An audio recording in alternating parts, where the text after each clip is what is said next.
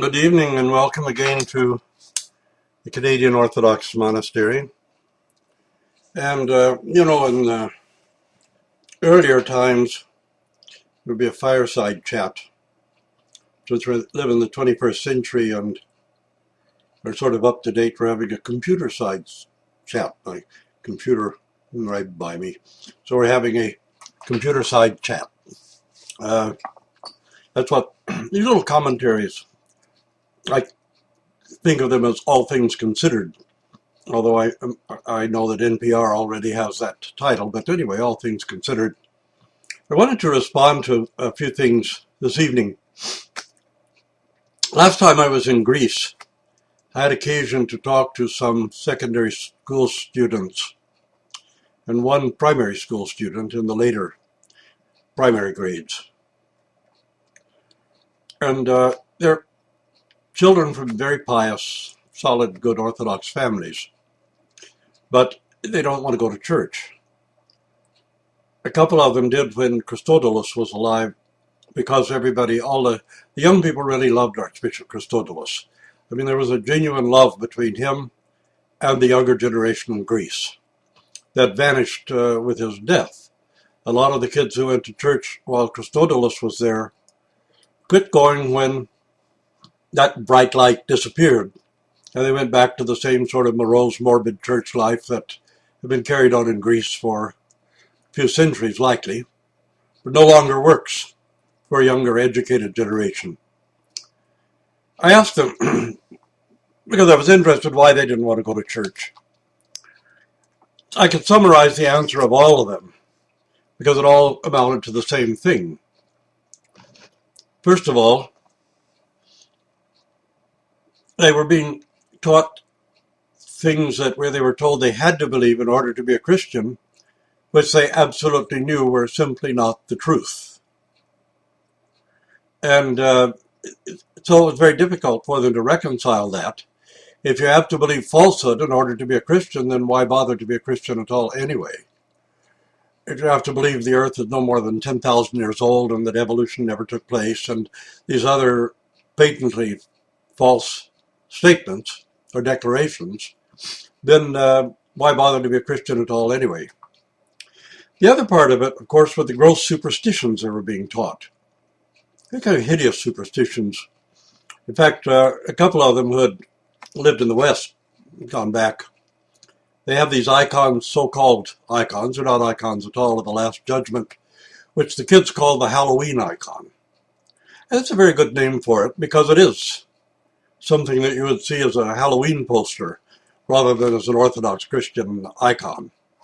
And it portrays things that are simply heretical, that are simply not Orthodox, that you cannot find any Holy Fathers who would uphold the teachings in that particular picture, and it's certainly anti-scriptural. So superstitions, false teachings that you must believe in order to be a Christian. You have to believe these falsehoods, or you can't be a Christian, so why bother to go to church? The other thing is, of course, aside from the fact that the liturgy is in a language that not one of them understands, generally speaking, the churches are dark and heavy inside. The doors or curtains or whatever, they often don't have curtains. They have a sort of a sliding panel. It looks like something like an elevator door that they swing or roll across in front of the royal gates.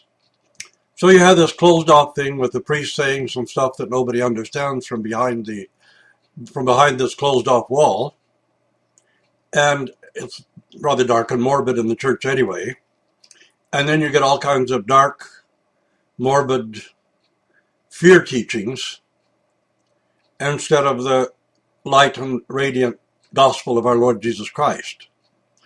So they don't go to church. Well, it's hard to blame them for that. We have people who want to perpetrate those hideous teachings and this sort of dark, morbid heaviness in the divine services. In North America, we go too far in the other direction sometimes.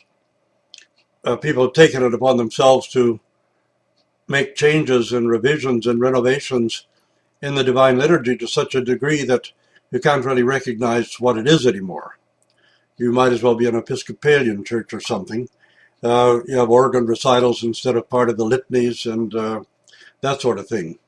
So it's necessary introducing a kind of entertainment, but a kind of entertainment, the organ recital that is, that speaks only to an elite. If you want to have the kind of entertainment that will speak to a younger generation, you need rock music and loud music with loud speakers and things like that. So you should have a rock concert instead of an organ recital at the beginning of the liturgy if you think you're going to introduce entertainment in order to attract a younger generation into the church. These concepts are similar in their own way. The dark, morbid heaviness of many of the services in Greece and the radical renovationism of the Divine Liturgy in North America both speak to us of priests who have been to seminary but have no concept or understanding of the Divine Liturgy and what it's all about, or if they do, they have a theoretical understanding of it, but not a practical understanding of it.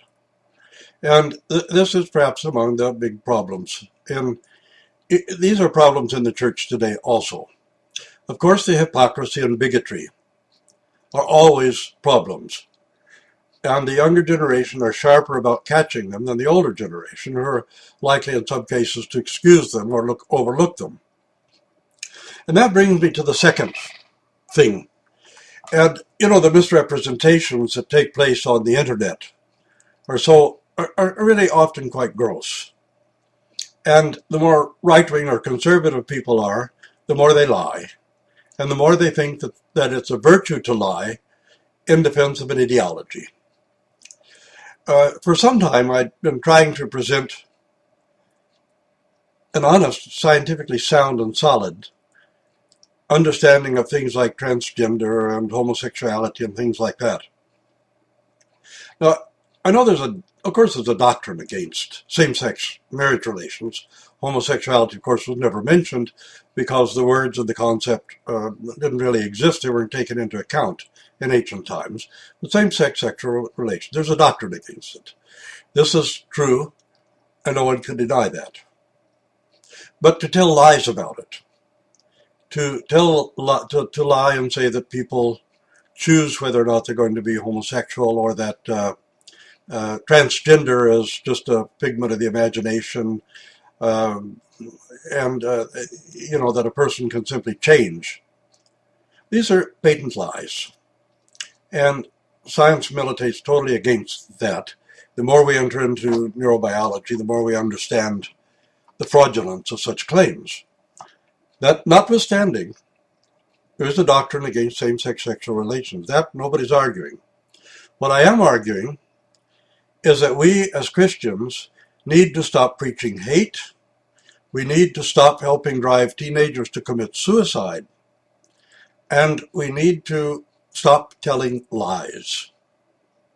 We need to stop making the lie the basis of our faith and start dealing in truth and reality and looking at the doctrines and dogmas of the faith in terms of what is true and what is real and what has been scientifically proved to be the case. Now, even with people who argue against evolution, okay, there's an ideological bias against it. But why do people have to tell a whole lot of lies about it? Somebody emailed me recently and made a comment on one of my broadcasts. Well, if you want to believe that your ancestors descended from apes, go ahead. Of course, the theory of evolution doesn't teach that we descended from apes. It's not taught at all. Just a lie that the right wing has made up. We descended from a common ancestor, us and the other primates, because we are a primate. In fact, we didn't descend from apes, we are an ape. We're the same thing.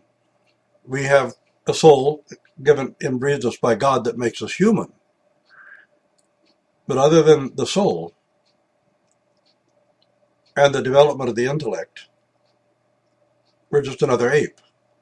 Now, people can get as hysterical as they want about it. The other thing that bothers me, but that's the truth of the matter. And it's been proved time and time again, over and over and over again, by good, solid, sound science. And it does no good for a narrow elitist of ultra-right-wing people to curse that and say that it's not true, when the whole younger generation knows very well that it is true. And you're going to tell them that they have to believe a falsehood and a fable in order to be Christians. Why should they want to be Christians if it's based on falsehoods and fables? Even this Ariel Toll House fable. Most of the younger people know that that's some kind of nonsense fable. And of course the Holy Fathers would, despite, people look at, the Holy Fathers who with one accord tell us that the soul can never experience hell without the body and that sort of thing. And along comes the Toll House doctrine and tells us that Christ failed in his ministry and did not actually clear the air of the malice of demons, even though Holy Fathers say he did. Anyway, that's one of the fables that weighs down people and helps to drive them away from Christ, away from the Orthodox Church. And the other thing is that the people who attack what I've said online don't go to what was actually said. See, what they're doing is claiming that I'm advocating for gay people.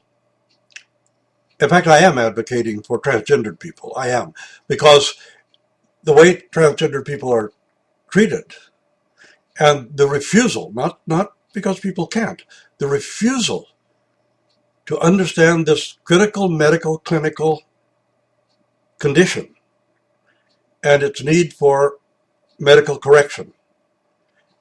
And then to persecute these people and think that they should go on in this in unspeakable misery, which is a clinical illness, a clinical situation, I think is patently evil. I think it's patently evil to suggest that people who are transgendered should not be allowed to have a gender harmonization surgery to bring their body into harmony with the gender of their brain. I think that's patently, absolutely evil to advocate that. But this is other one. When I'm trying to stop people from preaching hate and malice and bullying and creating situations where suicides are inevitable, mostly of kids under 18, a lot of them 12, 13, 14 years old. What's the response from this ultra right-wing extremist like O2 Barbara, who's an ultra right-wing extremist? What's the result of that is an outpouring of the very hatred and malice and bullying that I'm trying to get people to stop doing. You have these unspeakable bullies, so full of hatred and malice, like the retired Bishop Tikhon in California, the Love BT fellow.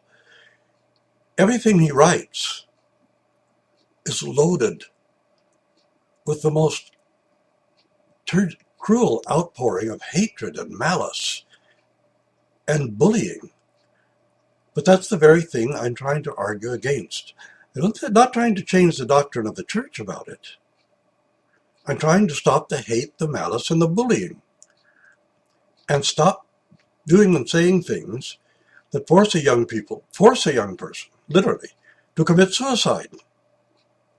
Now, I'm going to say again what I said before. Sooner or later, the parents of these young people who commit suicide are going to have to start filing lawsuits against the clergy who contribute to the reasons they committed suicide, to have civil suits for unlawful death. It's going to come. It has to come. But somehow the hatred and the malice and the bullying have got to stop.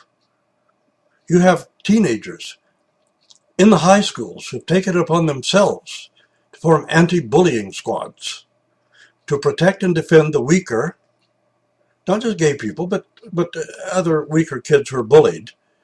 They're protecting all of these kids and putting a stop to the bullying in their schools. And here we have highly trained, so-called educated priests and bishops and ministers of the gospel and others who are just patent bullies, who are preaching the same hatred and malice that all these teenagers of good spirit are preventing from killing kids in their schools. And we're contributing to the atmosphere that kills these kids. That's what I'm trying to stop. You can teach in a calm, peaceful manner whatever you want to teach. But this bullying and this hatred and this malice, these have no place in any organization that pretends to have some relationship with our Lord Jesus Christ. That's not how one teaches morality. That's not how one teaches anything. And that's what I'm speaking against. The doctrine of the church is there. Okay, everybody knows that. Nobody's in doubt of that. There is no doctrine in the Orthodox Church that sanctifies bullying, malice, hatred, harsh and sharp words toward a person that might push them to commit suicide. And there is no doctrine of the Orthodox Church called the doctrine or the dogma of ignorance. Ignorance has no place. If your faith depends on lies, falsehoods, bullying, hatred, malice, and ignorance, I submit you don't have faith at all. You just have a dry ideology, but you have no faith whatsoever. That's what I'm talking about. That's what I'm arguing about. So let's just get back down to what this is really all about. It's about these harsh, brutal, malicious bullies. And I don't mind saying Bishop Tikhon is one of them. O2 Barbara is another one. Barbara is another, just a plain bully. And one of the most hateful and malicious people to ever put anything on the internet. And Bishop Tikhon is just like it. So this is what we want to stop, though. Bullying, persecution, hatred, malice. And teach things in a decent, civilized manner instead. Hold the doctrines of the faith, but hold them with some kind of charity and some kind of peacefulness. And don't try to think that you can reinforce them with bullying, malice, and lies. Just stop telling lies and look for the truth. And stop the bullying.